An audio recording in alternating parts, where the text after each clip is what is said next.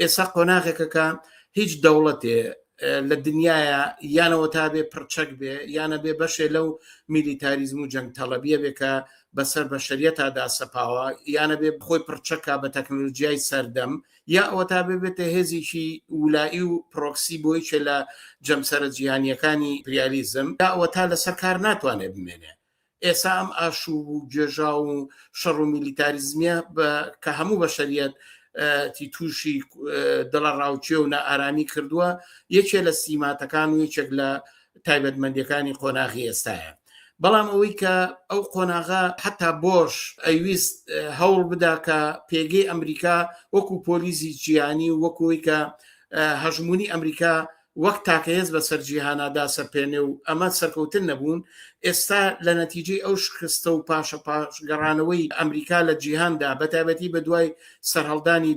بلۆکە ئیمپریالیستەکانی وەکو چین و رووسیا و قوتبوونەوەی ئەوروپا و میانەگرتنی لەگەڵ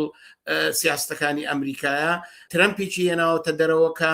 لە بنەڕەتەوە نوێنەرایەتی جوڵانەوەی نەزمشکێنە جوڵانەوەیکی ڕاستی ئەو پەڕی ڕاستی فاشیستەکە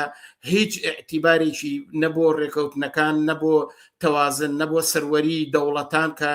یەکێکە لە چەمکەکانی پێناسەی دەوڵەتی بورژوایی و لە تاریخا ئەمەیان بە خەتی سوور زانیوە تەنانەت دەرچوون لە هەموو ئەو پەیماننامانەی کە خۆیان ئیمزایان کردووە ترەمپ نوێنەرایەتی ئەم ڕەوتاکە.